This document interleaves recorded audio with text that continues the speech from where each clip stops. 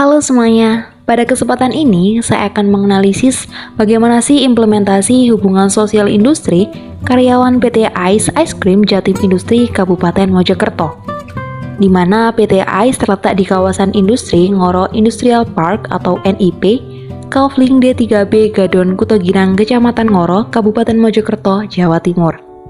Di kawasan industri terdapat sekitar 91 perusahaan atau investor dari berbagai sektor industri. PT Ais Ice Cream merupakan sebuah perusahaan lisensi dari Singapura yang didirikan pada tahun 2014. Pada tahun 2015, Ais datang ke Indonesia dan mendirikan pabrik es krim pertamanya, PT Alpen Food. PT Ais Ice Cream Jatim Industri memiliki luas kurang lebih 40.000 meter persegi, sehingga diklaim sebagai pabrik es krim terbesar di Indonesia, bahkan Asia Tenggara. Dalam hal ini, PT Ais Ice Cream memiliki 1.000 sampai 5.000 karyawan. Pada tahun 2016, Ais merupakan satu-satunya merek dari industri es krim yang terpilih sebagai 10 makanan paling viral di Indonesia. Tidak hanya itu, Ais juga memenangkan Excellent Brand Award 2017 dan juga berbagai penghargaan lainnya. Analisis hubungan karyawan PT Ais terdapat metode yang akan digunakan, yakni social mapping. Social mapping sendiri merupakan salah satu metode yang digunakan untuk melihat berbagai macam relasi dan interaksi, menyajikan peta hubungan sosial, individu dengan kelompok, kelompok dengan kelompok, dan kelompok dengan lingkungan. Pada video tersebut terlihat adanya interaksi antara karyawan dan masyarakat sekitarnya, yang terdapat adanya warung seadanya yang biasanya digunakan para karyawan untuk membeli makanan ataupun minuman ketika memasuki jam makan siang ataupun setelah bekerja. Yang kedua, terdapat peta interaksi antar karyawan. Informan pertama mengatakan bahwa pertama kali masuk ke dalam pabrik, ia akan bertemu dengan satpam yang bertugas untuk mengecek suhu badan, memberi hand sanitizer, dan pemeriksaan card. Kemudian, ia akan bertemu dengan teman satu grupnya beserta ketua grup. Setelah itu, ia juga bertemu dengan koordinator lapangan untuk melakukan briefing sebelum bekerja. Sama halnya dengan informan kedua. Informan kedua mengatakan bahwa pertama kali masuk ke dalam pabrik, ia akan bertemu dengan satpam yang bertugas untuk mengecek suhu badan, memberi hand sanitizer, dan pemeriksaan card. Kemudian, ia akan bertemu dengan teman satu grupnya dan bertemu koordinator lapangan untuk melakukan briefing untuk menyampaikan apa yang dilakukan karyawan saat bekerja. Metode yang kedua yaitu diagram Venn. Di dalam diagram Venn akan mengetahui masalah-masalah yang penting atau masalah tersebut menjadi skala prioritas dari masalah yang dihadapi oleh masyarakat. Dalam hal ini digambarkan dalam bulatan. Hal ini peneliti menggunakan diagram Venn untuk mengetahui permasalahan yang dihadapi oleh karyawan PT Ais dalam memproduksi produknya atau saat bekerja. Peneliti di sini akan menggambarkan bagaimana besar atau kecilnya masalah pada diagram lingkaran sesuai dengan informasi yang diberikan informan. Informan mengatakan bahwa terdapat permasalahan pertama, yaitu permasalahan kecil atau digambarkan dalam bulatan kecil, yakni waktu memasak kon atau cotong es krim tentunya akan memakai mesin kompor. Biasanya terdapat kompor api atas kebesaran atau kekecilan. Adapun permasalahan terbesarnya yaitu mesin patah, tentunya mesin tersebut tidak bisa dipakai, jadi biasanya kurang mencapai target. Adapun permasalahan yang kedua yaitu permasalahan sedang atau bulatan sedang, yaitu biasanya selesai mencetak, ada sisa-sisa adonan yang belum matang, akan dimasukkan ke dalam sampah. Sisa-sisa tersebut biasanya masuk ke dalam adonan yang sudah selesai produksi. Permasalahan yang ketiga yaitu permasalahan besar atau dalam bulatan besar, yaitu tidak sengajanya masuk logam kecil atau baut dari mesin ke dalam adonan, kemudian di bawah atau produksi selanjutnya terkena sinar X-ray.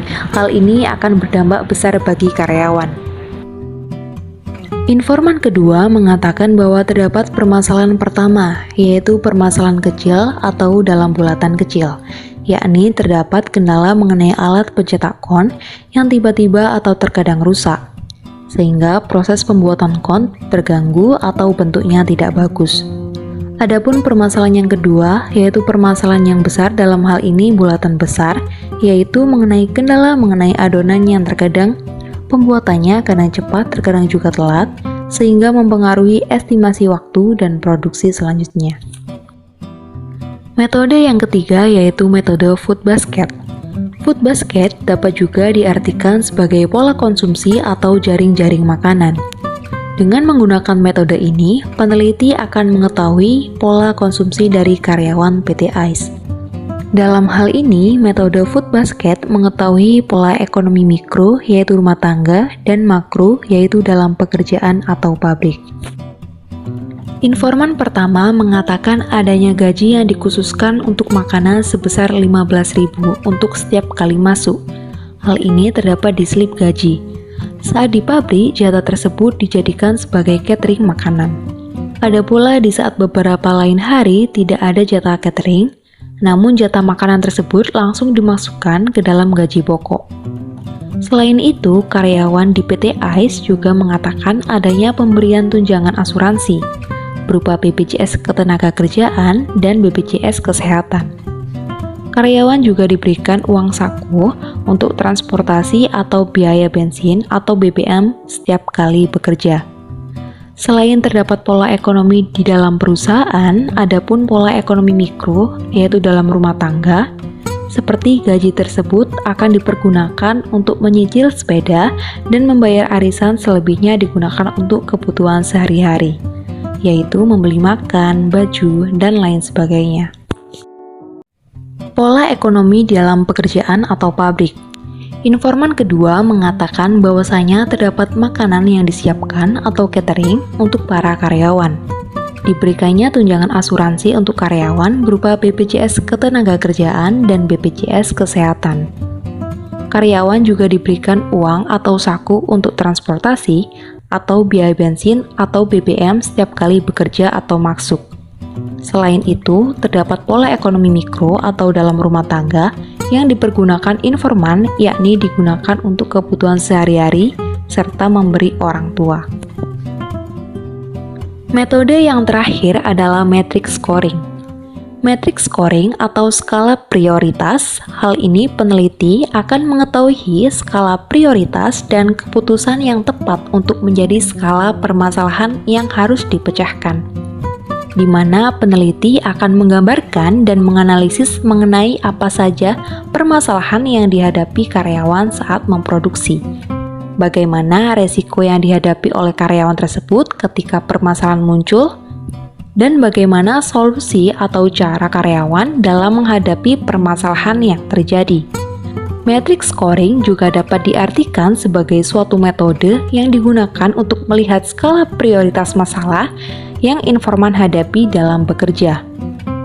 Dengan adanya metode ini, masalah diurutkan atau dirating berdasarkan besarnya tingkat permasalahan.